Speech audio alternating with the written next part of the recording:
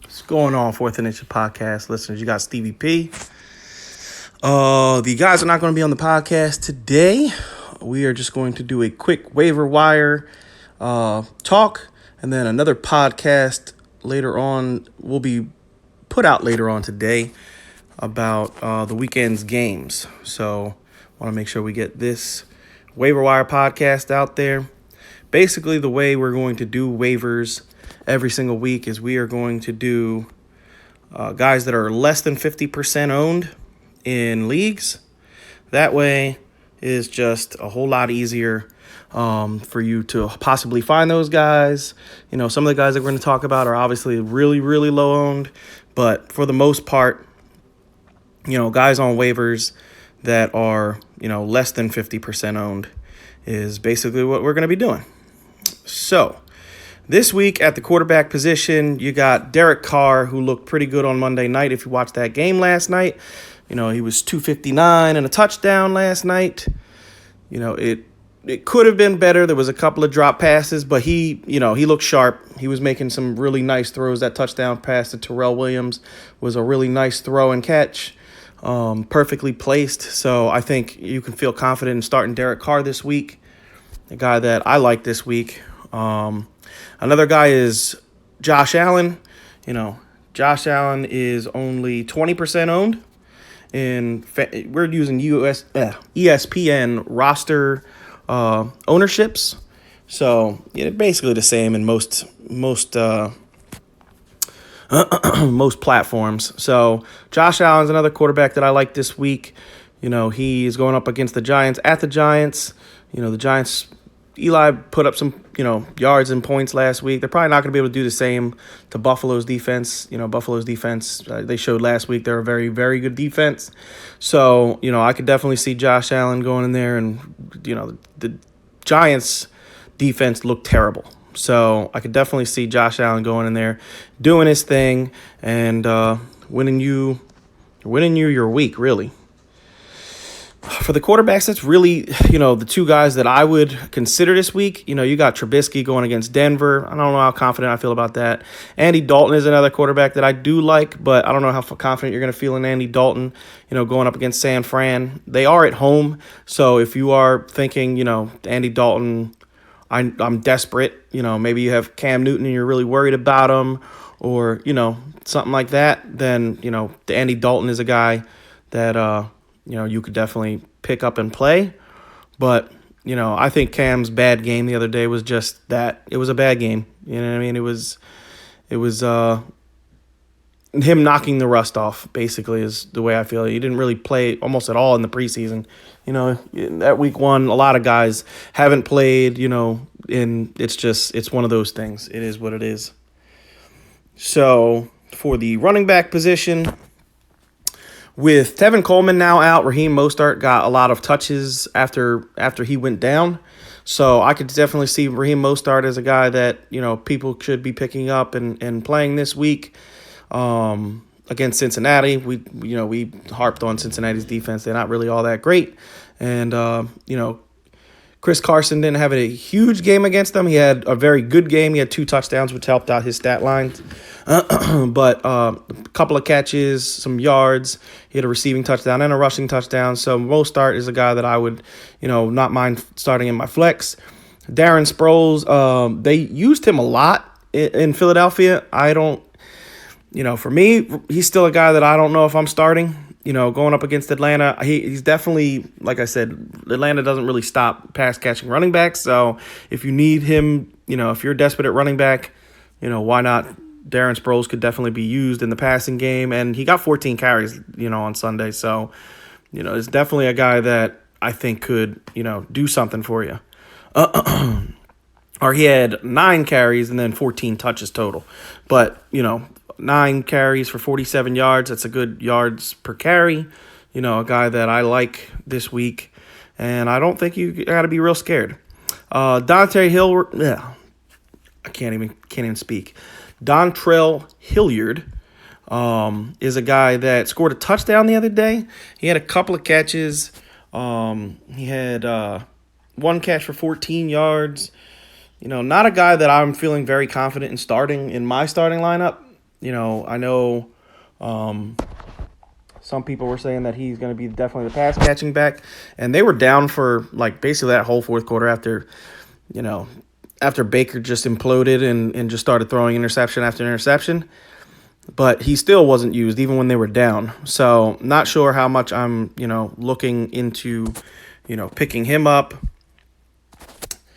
And really, there's not really too many running backs out there. Yeah, I mean, most running backs are owned in most leagues. We thought Chase Edmonds was going to get some play, spelling David Johnson, and that didn't really happen. There's really not too many guys here that I would say, oh yeah, you definitely gotta go pick this guy up. I would hold off, if you want to handcuff some of your guys or something like that. I don't mind you doing that. But other than that, there's not really a whole lot of running backs that are not owned that are gonna really help you out this week. This is definitely not a running back week, but it is 100% a receiver week. You know what I mean? When on waivers, it comes in waves, exactly the way it says. So, there is a bunch of wide receivers that, you could definitely consider. Randall Cobb was used more than I think anybody even thought. He looked really, good. He was catching the ball. He was breaking tackles. He was fighting through tackles. Love to see that. Randall Cobb could be a guy that is a very, very good option for the Cowboys. John Ross is the no-brainer pickup of the week. John Ross, we have all seen John Ross do what he does, and I don't think anybody has been impressed for the past couple of years of John Ross, but, he went off this weekend. So, and I don't see that not really continuing, really. I mean, when you look at what he did, he was targeted, I think, 11 times. He had 7 catches for 158 yards and 2 touchdowns.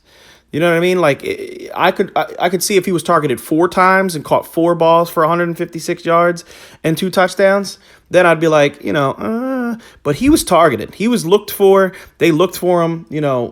Injuries have really hurt his career so far, and if he can stay healthy, he looks like, the go-to guy without AJ being there. So, if he continues that trend, it's definitely a guy that I want on my fantasy team. Philip Dorsett with AB coming. This kind of happened to him last year. I mean, same scenario. Last year, it was Julian Edelman coming back that hurt him. But, if AB starts there next week, I think that the person that's going to hurt is Philip Dorsett. He had a great game, 4 catches, 95 yards, and 2 touchdowns on 4 targets. Definitely a guy that, is, if AB's not playing, I would throw him in a lineup.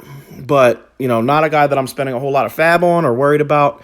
Danny Amendola was super involved in this offense. He had I believe it was like a 46-yard touchdown in this game. He had 7 catches for 104 yards and a touchdown. Definitely a guy that, if you need wide receiver help, I would definitely consider. We talked about him in the preseason, as a guy that the Lions picked up, and Matthew Stafford had, targeted Golden Tate for most of the time that Golden Tate was there, and basically all the time that Golden Tate was there. So Matthew Stafford likes using the slot wide receiver, and Danny Amendola is the new slot there. So I could definitely see Amendola having a good season. Trey Quinn got in the box yesterday. He had 4 catches for 33 yards and a touchdown. I don't know how attached to the Redskins offense you really want to be, but definitely a guy that I would consider putting into my lineup if I absolutely needed some help, because I think he's, one of the better wide receivers on that team. A.J. Brown is another one. A.J. Brown, I don't think anybody thought A.J. Brown was really going to do anything. All the talk that they talked, we're talking in the preseason how, he was hurt almost the whole preseason, and, they didn't know how much he was going to be used. Well, guess what? He had 3 catches for 100 yards. And showed how explosive he could be. We talked about how much we loved him, in our Dynasty podcast. I told you guys he was one of my favorite guys. We were worried about the landing spot, but if he's going to be doing what he did yesterday, he was my second favorite wide receiver coming out of this draft, and he showed that he could be dynamic in this passing offense, 100% without a doubt. So definitely a guy that I really like and would like to roster. So we have Okay, so the next receiver I want to talk about we have is Marquise Brown. Marquise Brown went off yesterday. Hollywood showed that he is Hollywood for real. 4 catches, 147 yards, and 2 touchdowns. We know that it's against the Dolphins, so it is what it is. But Marquise ain't no joke. We told you guys this, in the preseason when we did our Dynasty podcast. We brought his name up numerous times in the podcast talking about him. He is definitely a guy that, can turn a nothing play into a touchdown every time he touches the ball. He is that dynamic. You saw his speed, on Sunday. It's just outrageous how fast this kid is and how he gets up to speed. And, that is what that is. Terry McLaurin. This is what I'm going to pat myself on the back for. This is a guy that I was telling you guys to take a dart throw on because the Redskins offense is going to need, a pass catcher. And he made some circus catches on Sunday. I keep saying yesterday, but, he made some circus catches. He made some big plays. He looks like definitely the go-to guy in, the Redskins wide receiver core, and I would definitely love to get him on my team. He had a 5 for 125 and a touchdown on Sunday against an Eagles defense that is definitely much better than it was last year. Has Rodney McLeod back, which is an upgrade, and you definitely want to have him on your team. And the dude is 7% owned. But definitely, a guy that I was saying take a late dart throw on that I liked. He has the talent to be a very good wide receiver, and he showed it this weekend. John Brown, another one, 35% owned. John Brown, 7 catches, 123 and a touchdown on our DFS podcast. I told you guys about John Brown. Told you to get him in your lineups this week, especially if you're playing tournaments, because he's going to be super low owned and he's going to do, have a big game. And he did, 7 for 123 and a touchdown. That's something that John Brown can do any week. So, definitely a guy that I would definitely pick up. DJ Chark is another guy, 4 catches, 146 yards and a touchdown. DJ Chark, he is a big dude. He's really fast, and he can turn another guy that can turn any play into a touchdown. So, love him this week if you can get him, definitely spend some money on these wide receivers, guys, because these wide receivers are hot. And I know, you're probably not going to see replication games of a lot of these numbers, but if they could be half of the numbers, they're still putting up massive points for you. You know what I mean? They're still going to be very good. So I would definitely take some shots on these guys. Let's see here on the list. We have Jamison Crowder started getting picked up a lot, so we're not going to talk about him. Ted Ginn Jr., only 15% owned, 7 for 101. I know they were down in that game. They had to move the ball, but they were going to Ted Ginn a lot. It seems to me he's still the number 2 wide receiver on this team, and a lot of people were sleeping on Ted Ginn. Kev brought him up the other day on the DFS podcast, and he did his thing. So, Ted Ginn is another guy that we like and would tell you guys to pick up. I told you guys in the preseason, Chris Conley could be something over in the Jaguars, and he had 6 for 97 and a touchdown. I know they were getting blown out for most of that game, so those numbers are not going to be every week because they were throwing a lot in this game. But Chris Conley, is a guy that I told you guys I like his talent. I think he is a good player. He just didn't have the opportunity in, the Kansas City Chiefs organization that he's going to get with the Jaguars. And I do think he's a good receiver. So a guy that I would, if I needed wide receiver help, I wouldn't mind taking Chris. I think he is a talented wide receiver that can definitely, do some things for you. Let's see here. Let's go down the list and see if we see one of these juicy, wide receivers. Kenny Stills looked good on Monday night. He only had 3 for 37 and a touchdown, but they were giving him some reverses. They seem like they want to get him involved in the offense. That could increase more and more during the season, especially if Kiki QT is going to be out. It could end up being a situation where Kiki loses his job because he's just never healthy, and Kenny Stills is been basically predominantly healthy in his entire career. So it could just be that kind of situation where, they decide, what, we're just gonna ride Landry because, it is what it is.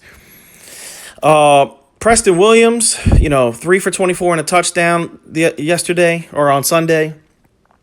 Another guy that I don't know how much I want to roster him, but he did look good on that touchdown catch. He was able to, haul the ball in, get both feet inbounds, on a shoestring catch, basically. Not a shoestring catch, a toe tap catch at the back of the end zone.